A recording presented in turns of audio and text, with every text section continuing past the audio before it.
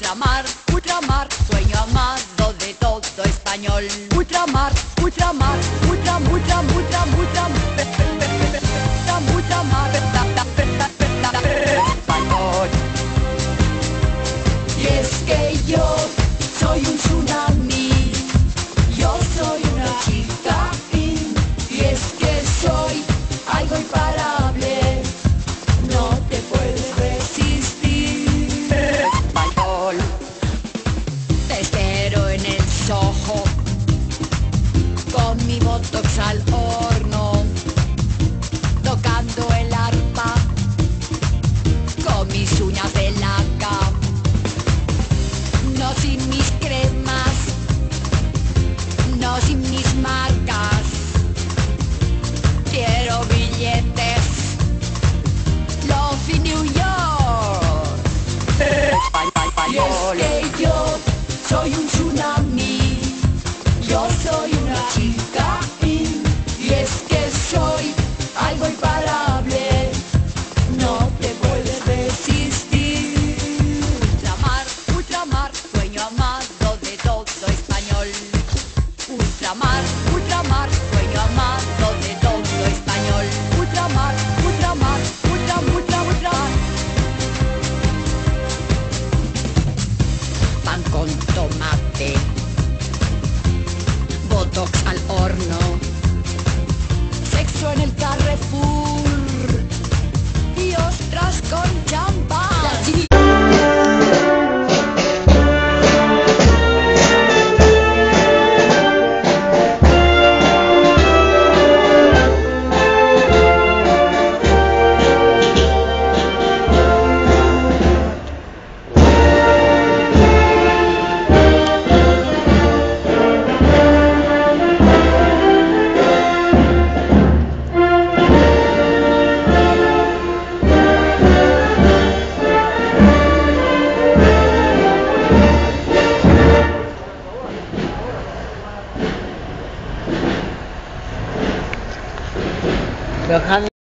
Silencio oído, y soy yo mismo quien dicto esta sentencia villana. De mis propios labios mana ese negro veredicto. Yo me declaro convicto. Yo te negué con Simón, te vendí y te hice traición con Pilatos y con Judas, y aún mis culpas desanudas y me brindas el perdón. Así es como canta esta condena Gerardo Diego. Y cargan sobre sus hombros el madero de la cruz. A unos 500 metros de la Torre Antonia, de la residencia oficial de Pilato, cuando está en Jerusalén, se eleva un pequeño collado calcáreo que se utiliza como lugar habitual de las ejecuciones por crucifixión. Y allí se encaminan con Jesús. La noticia de la condena y la inminente ejecución corre por toda Jerusalén, que es un hervidero de gentes llegadas de todas partes para celebrar la Pascua. Gentes que se agolpan a lo largo del recorrido para contemplar el espectáculo de la ejecución de aquellos malhechores. Junto a Jesús, otros dos.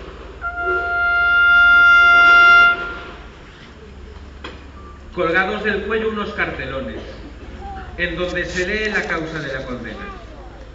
Jesús Nazareno, el rey de los judíos. Acerquémonos a contemplar el rostro de Cristo doliente. Nuestra meditación ya no puede continuar sino contemplando a Cristo en su pasión. Viene viendo cómo pone todo su empeño en cumplir aquello del huerto. ¿Pero acaso voy a dejar de beber el cáliz que me ha dado el Padre? Y lo está haciendo. En cada gesto, en cada mirada, en cada segundo. Lo de él es un gastarse continuamente por amor hasta el último instante. Mira con qué amor se abraza a la cruz. Aprende de él. Jesús lleva la cruz por ti. Tú llévala por Jesús. Pero no lleves la cruz arrastrando, llévala a plomo, porque tu cruz, así llevada, no será una cruz cualquiera, será la Santa Cruz. No te resignes con la cruz. Resignación es palabra poco generosa. Quiere la cruz. Los soldados continúan flagelando el cuerpo de Jesús, trayazo tras trayazo para obligarle a caminar. Pegan con fuerza, como lo habían hecho ya durante la flagelación, y continúa ahora sometido a la locura de los hombres. La frente de Cristo está inundada de sudor y sangre que brota de los clavos de la corona.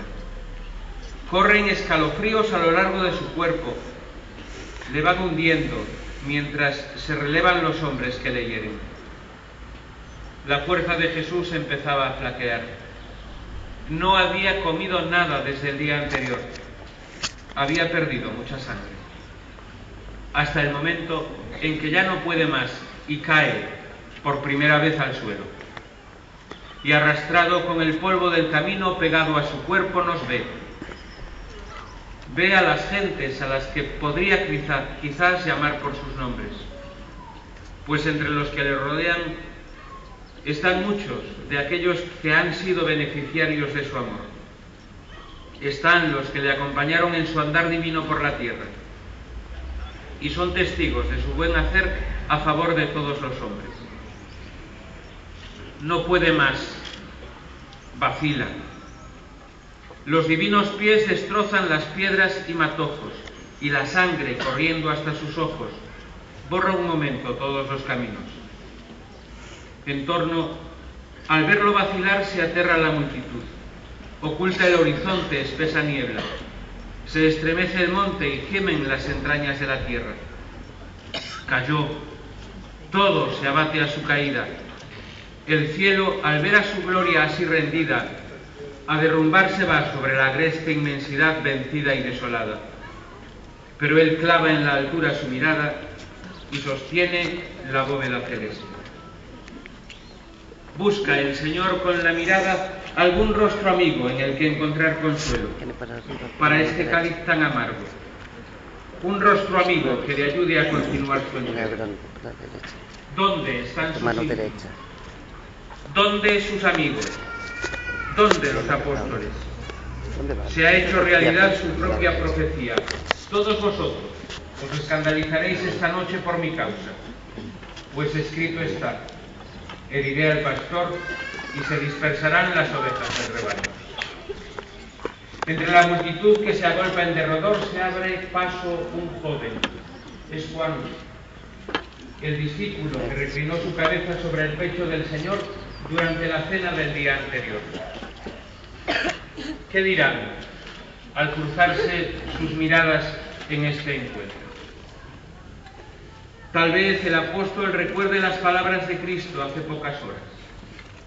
Un mandamiento nuevo os doy: que os améis unos a otros como yo os he amado. Amaos también unos a otros. Es este un breve encuentro, pero suficiente para orientar definitivamente la vida de aquel hombre. Años más tarde, ya anciano, en Éfeso, Juan recordará esta escena. En esto hemos conocido el amor en que Él dio su vida por nosotros. Por eso también nosotros debemos dar la vida por nuestros hermanos. Así aprende aquel joven a olvidarse de sí mismo y a pensar en los demás. Olvidarse de sí, entregarse a los demás, servir. Esta es la enseñanza del Hijo de Dios para que nosotros aprendamos a vivir de cara a los demás. Nos hacemos personas en la medida en la que somos capaces de abrirnos a los otros. En la medida en la que nos relacionamos con los demás, descubrimos a Dios en nuestra vida. Cuando nos dejamos atrapar por la presencia del familiar, del amigo, del vecino, cuando acudimos en auxilio del que sufre, del necesitado, del que se duele. Pero ya el discípulo amado se va. y vuelve el Señor a encontrarse solo. Arrecian los insultos y vejaciones del pueblo, que contempla el camino hacia el suplicio. Pero Cristo, lejos de desanimarse, no se desentiende de la cruz, ni del dolor, y se pone en pie. Jesús, reconfortado, se levanta, derramando constantemente su gracia, para que nos levantemos cada vez que caigamos, cada vez que neguemos la cruz. Sin embargo, por el peso de la cruz, Jesús cae por segunda vez. La debilidad del cuerpo y la amargura del alma han hecho que Jesús caiga de nuevo. Es Dios hombre quien sufre por mí y no puede dejar incumplida su misión.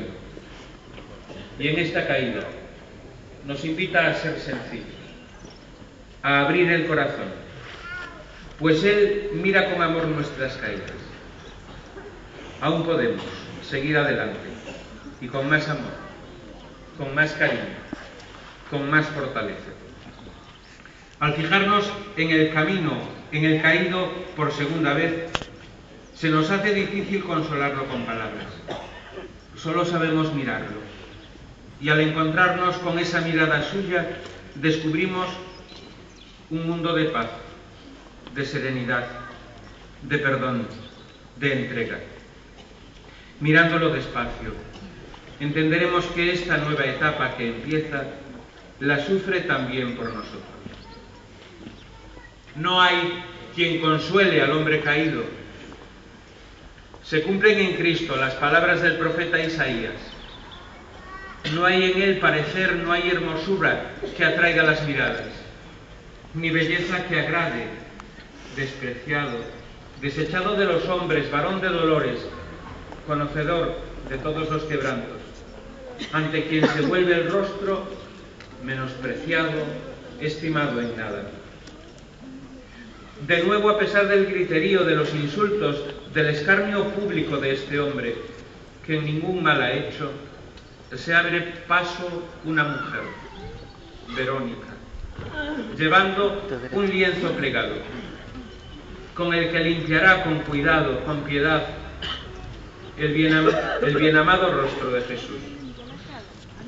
Seguramente tuvo que hacer oídos sordos a los comentarios de los demás para poder acercarse hasta Jesucristo. Se dio prisa, pues bien sabía que los soldados no la dejarían fácilmente permanecer junto a él. Así que cuando se presente al lado del Señor, con sus dos manos, tomará el pañuelo y lo pondrá sobre el rostro de Cristo. El Señor dejará grabado en este paño su rostro. Es el mismo rostro que había sonreído a los niños, que se había transfigurado en el Tabor. Es un rostro ahora lleno de dolor, cubierto de sudor y sangre. Ahí la tenéis, con su paño de lágrimas, levantándolo entre los dedos. Parece la hija de un fotógrafo antiguo y mediocre, mostrando la negativa de un retrato mal hecho. ¿Quién es? ¿Quién es ese del retrato? ¿A quién se parece? Se parece a mucha gente. Se parece a ese transeúnte. Se parece al mal ladrón. Se parece a mí. Se parece a todos los hombres de la tierra. Pero a mí me gusta. Está revelada como una extraña mistura de sudor, de lágrimas y sangre. Mira en el rostro dolorido de Cristo el dolor de toda la humanidad, que tantas veces camina como oveja sin pastor. Mira el dolor de tantos que no encuentran consuelo. Mira cuántas personas sin rostro hay hoy. Cuántas personas se ven desplazadas al margen de la vida, en el exilio del abandono, en la indiferencia, que mata a los indiferentes. Y pide tú hoy dar un paso, como Verónica. Un paso para que vuelva la paz a la familia. Un paso para que el mendigo no esté solo. Un paso para que el enfermo sienta una mano amiga que le estrecha su mano. Bastaría un paso. Contemplemos el final de la escena. Cristo la miraría con gratitud. Cuando ella enjugó su rostro, fue un gran atrevimiento el de aquella mujer, a la que los soldados apartarían gritándole: «Fuera de aquí, mujerzuela. ¿No sabes que te podemos matar por esto?» Y aunque apartada por los soldados, ya nada le importa. Jesús la había mirado. Jesús se pone en pie de nuevo y vuelve a iniciar su camino, pues su interés por los hombres es absoluto. ¿Qué pensar? Esta tragedia del amor atrae el corazón del ser humano. Faltan palabras para explicarla, aunque crece en nosotros la impresión de que el Salvador es un Dios que nos comprende sin reparos. Un Dios, el único Dios, que se empeña en sacarnos del mal y acercarnos siempre al bien. María siente una pena inmensa.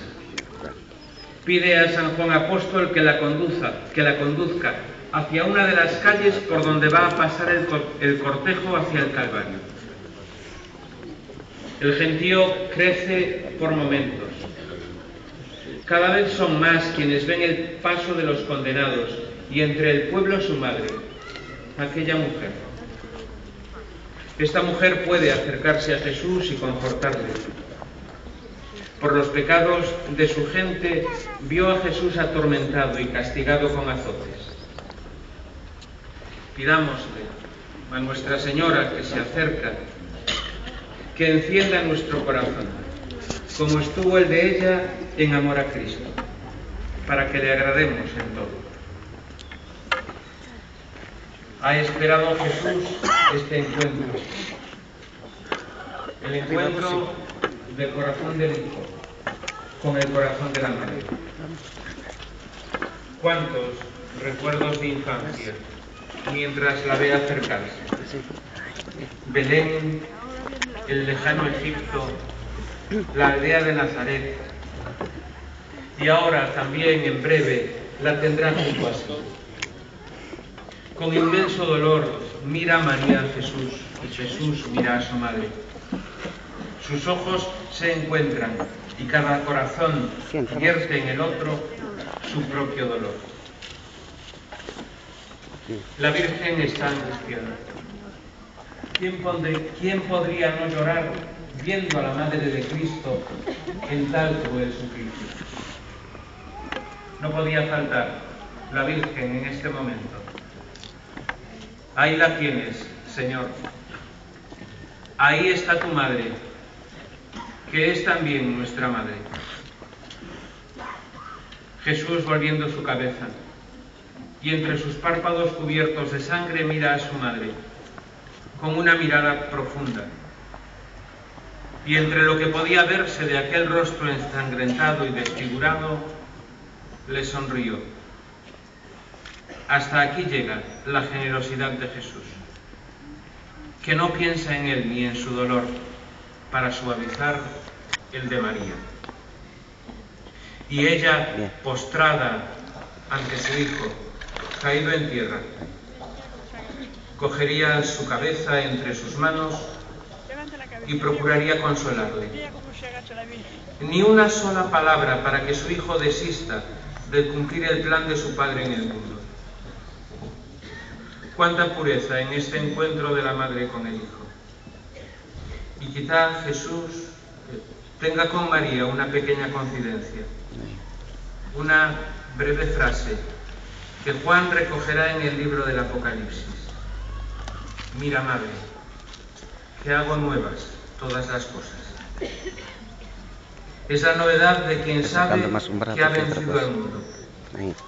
Anegada en su dolor está María, pues sabe que su Hijo vino a salvar al mundo y los suyos le han negado ante Pilato. Nos enseñó el camino del bien y lo arrastran por la vía del Calvario. Ha dado ejemplo en todo, pero prefieren a un ladrón homicida. Nació para perdonar, pero fue condenado al suplicio.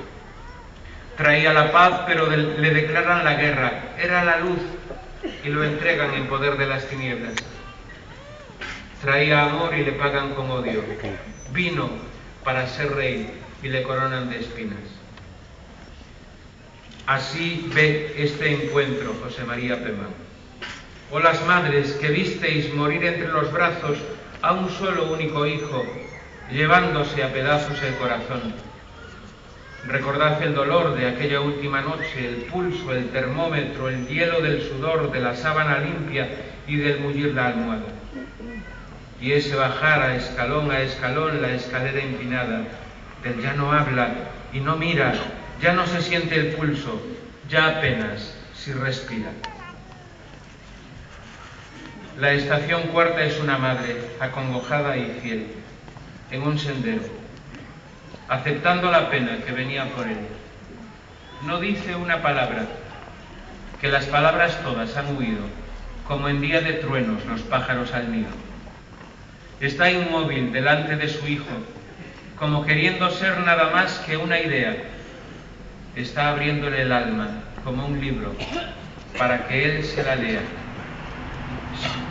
Se ofrece toda, no le regatea ni dolor ni un rincón del corazón.